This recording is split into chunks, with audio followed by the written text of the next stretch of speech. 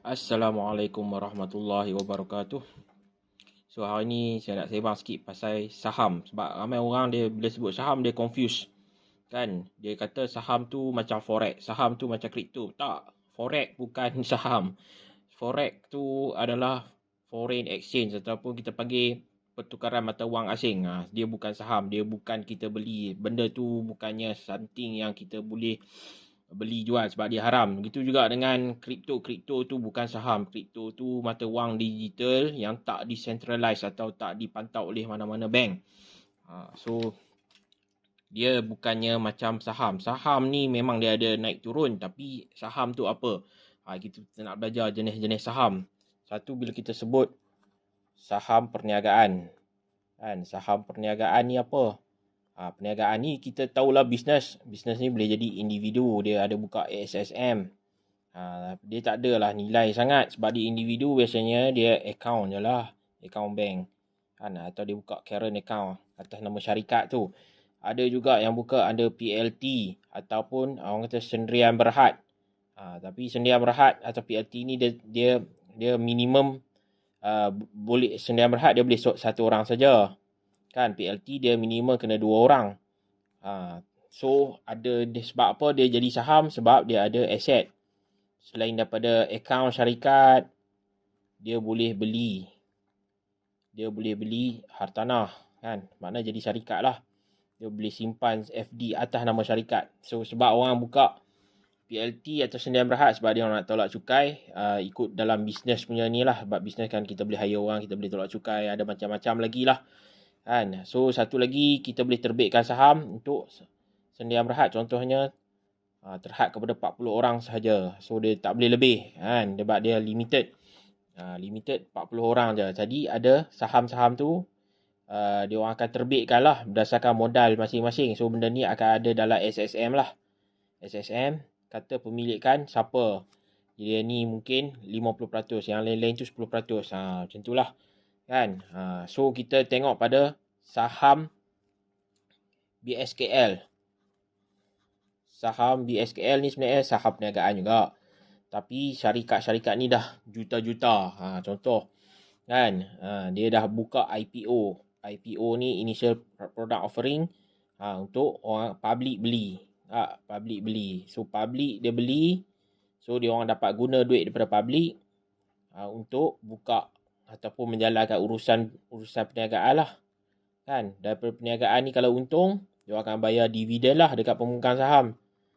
Dividen. Kan? So, maksud dia bila kita beli saham dekat BSKL, IPO tu, maknanya kita dah beli pemilikan syarikat. Kita jadi salah seorang daripada orang yang masuk sebagai nama pemilik syarikat lah. Kan? Kita ada hak untuk mengundi apa semua. So, itu saham. So, saham BSKL pun sebenarnya adalah saham perniagaan. Satu lagi bentuk adalah saham keutamaan. Saham keutamaan. Company tak nak buka ataupun saham keutamaan ni lebih kepada orang kata company tak nak buka BSKL ataupun dia nak buat crowdfunding kan. Dia nak ambil duit daripada orang ramai.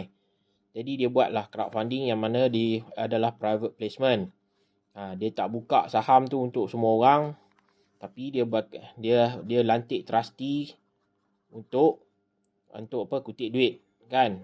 Saham ni akan bayar pada trustee dulu lah kan. So dia orang dah set dah. So dia sama dengan short term sukuk lah. Short term sukuk kan. Nama lain dia. So dalam ni modal orang ramai dipegang oleh trustee untuk jalankan syarikat tu. Tetapi dia akan dilindungi. Dilindungi tu maksudnya apa? Dalam tempoh ni kalau kata syarikat tu gagal atau bankrupt, segala aset-aset dia akan dicairkan dan dibayar dulu pada orang yang bagi pinjam. Maknanya semua orang-orang yang beli orang kata saham keutamaan ni sebenarnya adalah peminjam kepada syarikat. Dia orang bukan pemilik. Jadi dia orang tak ada hak untuk buat pengundian apa semua. Tapi kita kata ABC ni yang ni dia akan dilindungi. Cuma dia orang ada kontrak mungkin 2 tahun, 3 tahun. Dia akan membayar 10%, 12%, 15% setahun. Itulah yang orang kata ada. Jadi dalam banyak-banyak ni saham keutamaan ni dia juga dikenali sebagai RPS, Redeemable Preferential Share. Dia lebih selamat. Lebih selamat berbanding dengan saham-saham biasa ni. Sebab kalau company tu bankrupt, kita sebagai pemilik bisnes pun akan hilang lah. So kita kena faham, saham keutamaan ni dia macam short term sukuk. So kita ambil dia dalam tempoh ni, kita akan bagi pinjam dekat company akan bayar dividen, dan bila tempoh tu berakhir, kita akan dapat balik total modal yang kita dah bagi pinjam tu. Tapi ada juga setengah RPS, dia akan, sebab dia baru buka, kemudian dia akan bagi pilihan lah untuk convert jadi saham bisnes. Contohnya saham perniagaan tu. Contoh kita ada buka satu kedai, mungkin kita mula-mula kita buat RPS dulu kan. So kedai tu dah untung, dah dapat, dah bayar apa semua. Lepas 5 tahun, kedai tu cakap, okay, you nak jadi tak kita punya owner business kan, sama-sama pemegang saham. So dia akan buat conversion share lah. So benda ni semua anda berlesen lah. So bergantung lah kalau you percaya tak percaya kan. Sebab benda ni, yes, dia perlukan banyak duit. Dia boleh pinjam duit bank, ataupun dia boleh ambil duit orang ramai. Dan kalau dia pilih ni, dia akan set lah limit. Contoh RM10,000, RM20,000, RM100,000, RM250,000. Baru boleh join, bergantung pada dia punya bisnes. Seterusnya kita tengok pada unit amanah saham. Unit amanah saham, atau nama orang putih dia unit trust. So unit trust ni dengan saham dia tak sama sebenarnya. Sebab dia ada fund lah. Fund ni kita masukkan duit orang ramai. Masing-masing orang kata nak invest. Siapa yang uruskan ni? Fund manager. Fund manager uruskan duit. Fund manager akan masukkan dalam market kan. Dalam market. Tak kira lah BSKL ke, luar negara ke, direct company ke kan. So gantung kepada orang kata fund managers. Boleh jadi 2-3 orang. So dia orang akan diversify lah. Dalam hartanah, dalam oil and gas kan, gantung kepada fund tu. Mungkin juga dalam emas kan, dalam financial service, apa-apa sajalah. Apa yang fund manager ni rasa dia akan letak lah, bergantung pada jenis fund tu.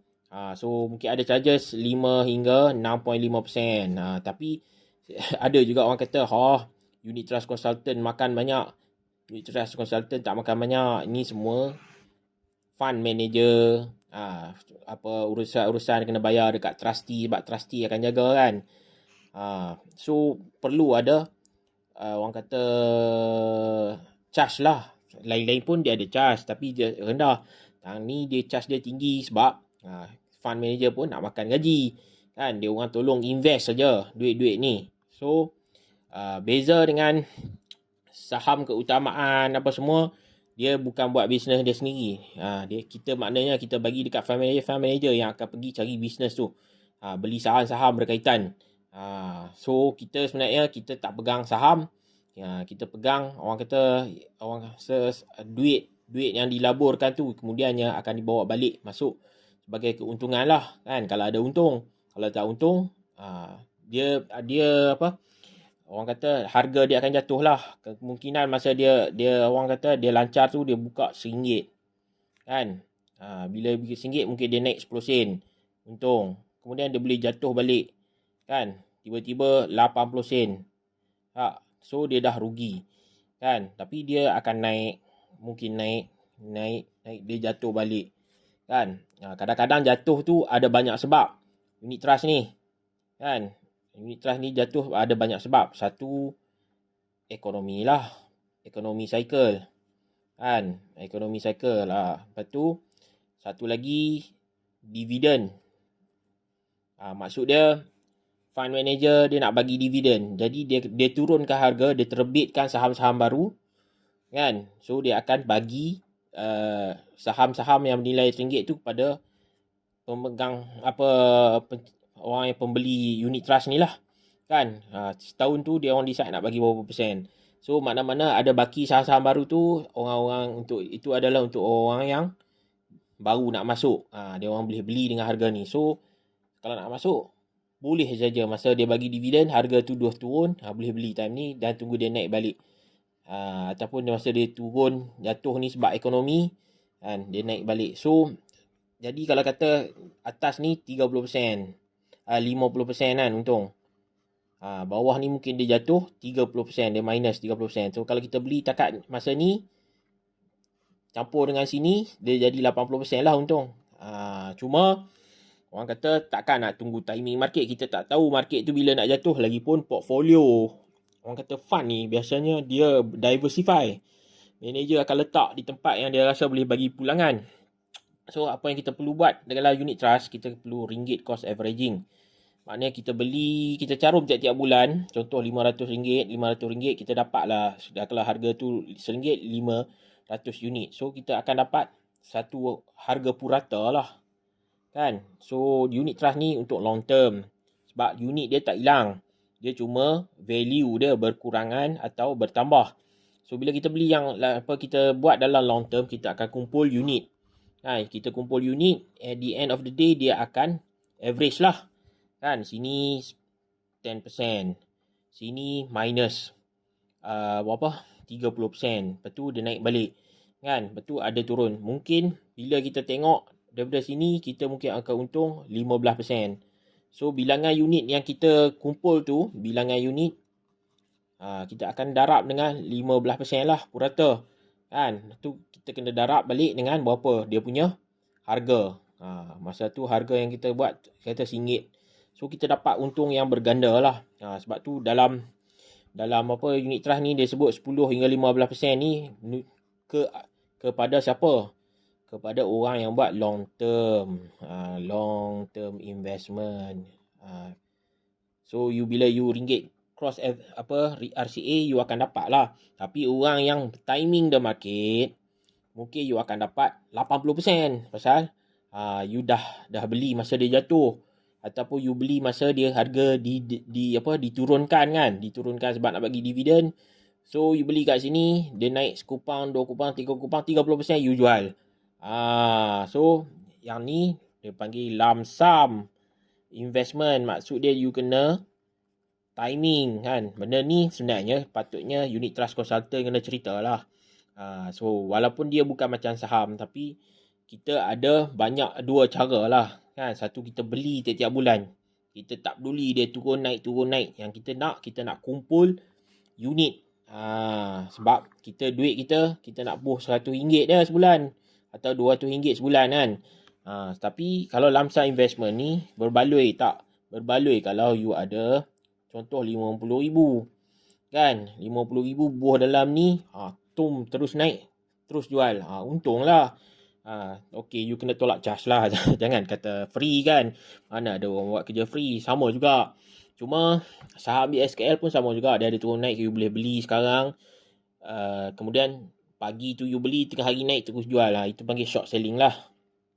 Sebab short selling ni sama, you timing the market. You beli company yang you nampak harga dia stabil pagi. Kemudian bila tengah hari orang pakat beli, you jual. So you short selling, you dapat untung lah. Kan? Ada juga long term. Long term beli saham ni. So long term ni you tak peduli dia harga turun naik, tapi you tengok pada dia punya business model. Business model ni apa? Contoh macam kita kata KFC. Kan? KFC ni dia dapat untung berapa tiap-tiap tahun. So you nak kumpul lah. You nak kumpul unit tu. Tiap-tiap bulan ke you ada duit, you beli. So unit you akan bertambah lah. Kan? Saham-saham you akan bertambah. And the end, dia adalah pemegang saham tu akan dapat dividen. Sama ada quarterly, ataupun orang kata setiap setengah tahun kan, setiap tahun. So KFC keuntungan dia akan bagi dekat pemegang saham lah. Itu pun kalau kata ada lah kan. Saya tak pasti. Mungkin you nak beli Nestle kan. Tapi orang kata bila saham-saham ni dia yang orang kata bisnes dia okey. Biasanya saham-saham ni dia saham-saham mewah. Bila saham mewah mungkin you tak boleh beli dengan harga RM200. You kena beli dengan harga RM10,000. So bila nak masuk saham mewah tak mampu, masuklah unit trust. Mungkin unit trust pun masuk dalam Nestle, masuk dalam tu, tapi dia representation kan. So unit trust ni dia bagilah rendah lagi. So kalau kata untuk long term sesuai lah untuk retirement fund. PRS pun sama macam sini, cuma PRS dia ada undang-undang dia 5 umur 55 baru boleh buat keluar. Jadi kat situ bila semakin lama kita simpan, semakin banyaklah unit yang kita kumpul. Lepas tu PRS dia kita boleh tolak cukai. Itu ya beza dia. Cuma bila masuk unit trust ni kita boleh jual bila-bila masa. Nak ambil bila-bila masa, dia tak ada orang kata apa kena tunggu ke tak tunggu ke kan, tak ada. So jadi kat sini bergantung pada you punya pemahaman lah. You nak jadi pemilik bisnes ataupun you kalau kata duit modal tak ada, rendah sikit-sikit, masuklah PRS atau unit trust. So sini you hanya ganti kan untuk dana tu jadi besar, so dia orang boleh beli saham-saham mewah dalam hartanah, saham Petronas. So you just kumpul lah you punya unit tu over long period.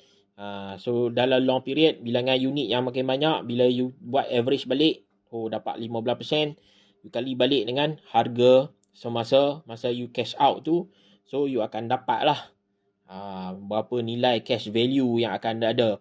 So kita nak kata betul ke unit trust ni boleh percaya? Betul lah, pasal dia dah lebih daripada 1 tahun.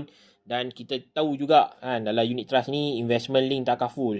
Investment link pun takaful pun dia letak dekat sini. Sebab dia bukan nak harga turun naik ni, dia nak tiap-tiap bulan yang kita bayar tu kita akan average kan.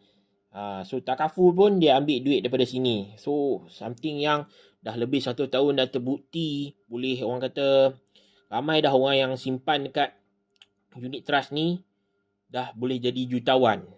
Boleh jadi jutawan berbanding dengan orang yang short selling saham dekat BSKL tu. Dia boleh dapat duit tapi dia tak mampu nak simpan duit. Sebab apa? Sebab dia short selling kan. Setiap kali dapat duit dia belanja. Sebab mentality. Tapi kita dalam hari ni kita nak cakap tentang saham. So supaya anda faham apa maksud perkataan saham tu sendiri, iaitu share kan, perkongsian modal. Okay. Assalamualaikum warahmatullahi wabarakatuh.